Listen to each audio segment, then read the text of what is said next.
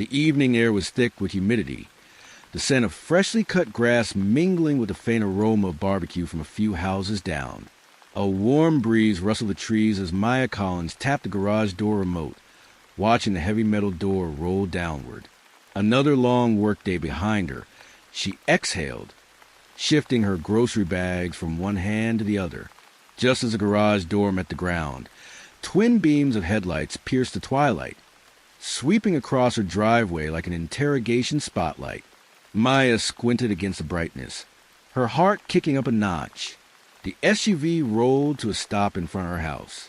The driver's side door swung open, and out stepped Karen Thornton, her manicured nails wrapped around the latest model smartphone, her expression already set in a hard line of disapproval.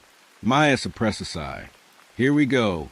"Excuse me," Karen called, striding toward the driveway with the practiced authority of someone who never doubted her own importance. Her floral blouse was tucked neatly into beige capri pants, her short blonde bob unmoving in the light breeze. "What exactly are you doing?" Maya's grip tightened on her bags. "Closing my garage," she answered plainly, her voice steady but wary. Karen's lips pursed. "I don't recognize you." Maya stared at her, incredulous. "I live here."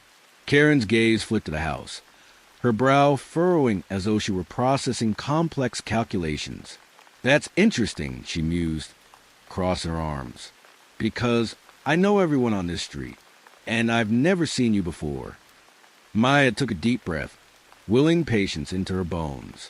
"That's funny, because I've lived here for 3 years." Karen's eyes narrowed. "I find that hard to believe."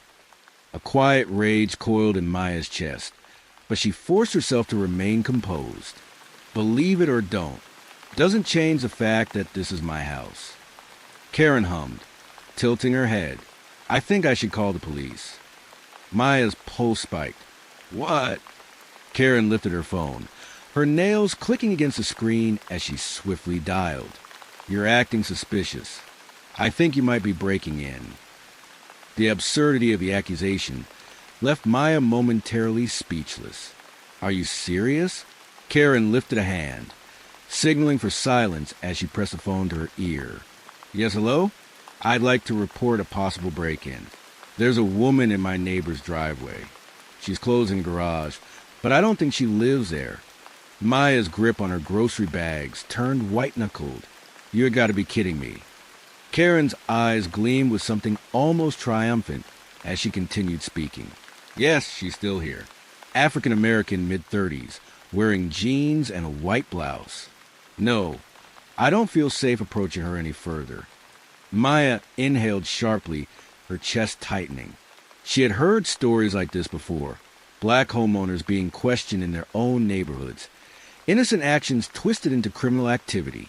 But standing here, living it firsthand, sent an icy bolt of disbelief through her veins. A distant wail of sirens cut through the evening air. Karen smiled. "The police will be here soon."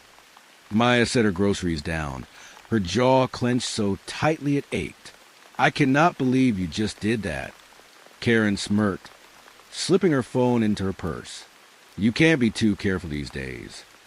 Minutes stretched painfully as the sirens grew louder, the flashing red and blue lights reflecting off parked cars and dark windows. 3 squad cars screeched to a halt in front of Maya's house, doors swinging open as uniformed officers poured out. Hands hovered near holsters. The air snapped with tension. One officer, a tall, broad-shouldered man with a close-crop haircut, took the lead. His name badge read Reynolds. "Step away from the garage," he ordered firmly, his hand resting on the grip of his holstered weapon. Maya raised her hand slightly, keeping her movements deliberate and calm. "This is my house," she said, voice controlled but firm. "I live here." Karen stepped forward, exuding righteous indignation. She was acting suspiciously. I think she was trying to force her way in. Officer Reynolds' gaze flicked between them, before settling on Maya. "Do you have ID?" Maya carefully reached into her pocket, pulling out her driver's license. Officer Reynolds took it, his expression neutral as he examined it. Then his eyes drifted toward the garage, where the house number was displayed in clear, bold numbers. He looked back at the ID. A muscle in his jaw twitched. Another officer, a younger woman with dark hair tied in a bun, leaned in to whisper something to Reynolds. His expression shifted, a flicker of something unreadable crossing his face. Karen's smugness remained intact. See? I was just looking out for the neighborhood. Reynolds ignored her, turning his full attention to Maya. You say you live here? Maya exhaled slowly. Yes, I own this house. Reynolds glanced at the ID again, then back at the garage. The address matched. He turned toward Karen. Ma'am, do you have any proof that this woman doesn't live here? Karen blinked, caught off guard. Well, no, but Do you have any security footage? Any reason other than your personal suspicions? Karen hesitated, her confidence faltering just slightly. I have cameras, she said defensively. They record everything. Reynolds nodded. Then let's take a look. A brief flicker of hesitation crossed Karen's face. Maya caught it instantly. A chill of realization settled in her stomach. Karen had been so sure of herself, until now. Unless, Reynolds continued, studying Karen's expression, there's something on that footage you don't want us to see. The street had gone silent. All eyes on Karen as she opened her mouth, then closed it. Maya folded her arms, waiting. The tide had shifted, and Karen knew it. Karen's hesitation lasted only a second, but it was enough. The shift in her expression, a brief, flickering moment of panic, did not go unnoticed. Officer Reynolds crossed his arms, the weight of his scrutiny pressing down on her like an unbearable force. Well, he asked, his voice cool controlled. Karen squared her shoulders, forcing an indignant huff. I don't have to prove anything, she snapped. I was only trying to protect my neighborhood. Maya exhaled slowly, steadying herself. The adrenaline still coursed through her, but the sharp edge of fear had dulled. Now, something else settled in its place, determination. Reynolds remained unmoved. Ma'am, if you're making accusations, we need to verify them. If you have security cameras, let's see the footage. Karen's fingers curled around the strap of her purse. My system isn't working right now, she said quickly. Maya let out a humorless laugh. Of course it isn't. Reynolds gave Karen a long, measured look before shifting his attention back to Maya. Ms. Collins, do you have any way of proving your residence? Maya gestured toward the front door. I have mail inside. A deed. My name is on the utility bills. But the fact that you even have to ask me that, while she gets to stand here and act like a self-appointed neighborhood watch, says everything. Reynolds hesitated, the tension in his stance softening just slightly. The younger female officer beside him cleared her throat. She's right, the officer murmured. We have no actual evidence of wrongdoing here, and her ID matches the address. Karen bristled. Oh, so now I'm a bad guy? You know what? Forget it. This is ridiculous. I was just looking out for the neighborhood, and this is the thanks I get. Maya took a step forward, her voice steady, controlled. No, Karen, you weren't looking out for the neighborhood. You were looking out for yourself. And you saw me, someone you didn't think belonged, and you weaponized the police against me. That wasn't concern. That was control. Karen scoffed. Oh, don't be so dramatic. Maya didn't blink. You called the cops on a homeowner for closing her own garage.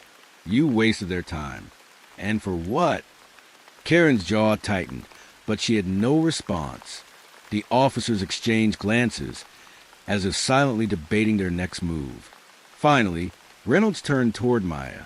Ms. Collins, do you want to press charges for a false report? Karen's head snapped up. What? That's absurd. I was acting in good faith. Maya could see it now, the unraveling. The panic clawing at Karen's carefully curated composure. A part of her wanted to go through with it, to hold Karen accountable in the most official way possible. But another part of her knew that Karen's real punishment was already unfolding. She turned toward Reynolds. "No," she said, her voice firm. "I don't need to press charges." Karen let out a triumphant huff, straightening her posture as if she'd won something. Maya wasn't done. "But I will be letting the entire neighborhood know exactly what happened here tonight. You wanted to protect your community, right? Let's see how they feel about you lying to the police and wasting their time." Karen paled. "You wouldn't?" Maya smiled, slow and deliberate. "Oh, I absolutely would." Reynolds exhaled, rubbing a hand over his chin. "All right, we're done here." He turned toward Karen. "I suggest you be more careful about who you accuse of crimes, ma'am." Karen muttered something under her breath, her expression a mask of barely restrained fury. With a stiff nod, she turned on her heel and stalked back to her SUV. The slam of her car door echoed down the street, but Maya didn't flinch. The officers dispersed, getting back into their cars. Reynolds lingered for a moment, as if considering his words. "I'm sorry this happened, ma'am," he said finally. "Have a good night." Maya didn't respond. She watched as the police cars pulled away, the red and blue lights finally disappearing into the distance. And then she turned, staring down the quiet street. A few windows had opened during the commotion, curtains twitching, nosy neighbors peering out. Maya lifted her chin. Karen might have thought this was over, but she was wrong. The next morning, Maya stood on her front porch, coffee in hand, watching the neighborhood slowly come to life. Joggers passed by, dog walkers exchanged pleasantries, and the distant hum of lawnmowers filled the air. Everything looked the same as it always had, but something was different now, something unspoken yet heavy in the atmosphere. Karen's SUV was still parked in her driveway across the street, but her usual morning routine, parading around the cul-de-sac, issuing passive-aggressive comment to neighbors, was conspicuously absent. The previous night's events had sent ripples through the community, and Maya was about to make sure those ripples became waves. Her fingers hovered over her phone, then she hit post. A video uploaded to the neighborhood's social media group. Footage from Maya's own security camera, capturing everything. Karen approaching with entitlement dripping from her voice. The way she casually called the police. The smug, knowing smile when the sirens echoed down the street. And then her panic when the officers realized she had no proof. The caption was simple. "For those of you wondering what happened on Sycamore Lane last night, this is how some of us get protected in our own neighborhood." Within minutes, notifications flooded in. Comments poured beneath the post, a mix of outrage, disbelief, and from some painfully predictable defenses of Karen. "Unbelievable. I can't believe she actually did this." Karen strikes again. Someone needs to hold her accountable. Maybe she was just concerned. This isn't a good look for anyone. No, this is exactly what we've been talking about. People like her use the police as a weapon. Maya set her phone down, a slow, satisfied exhale leaving her lungs. The truth was out now, and the court of public opinion was swift. By the afternoon, the whispers had turned into something louder. Karen's name buzzed on neighbors' lips, her actions dissected in group chats and on porches. Even those who had once defended her found themselves struggling to justify what they had seen with their own eyes. By evening, Karen had no choice but to respond. A post appeared in the same group, its tone painfully rehearsed. "I would like to sincerely apologize for any misunderstanding that occurred last night. My only concern was the safety of our neighborhood, and I deeply regret if my actions were misinterpreted. I have always been committed to keeping our community safe and will continue to do so." The reaction was immediate. Misunderstanding? Misinterpreted? You called the cops on a homeowner for closing her garage. This isn't an apology. This is damage control. You're only sorry because you got caught. Maya didn't bother responding. She didn't have to. By the time she stepped outside for an evening walk, Karen's house was quieter than it had ever been. No forced smiles, no condescending waves.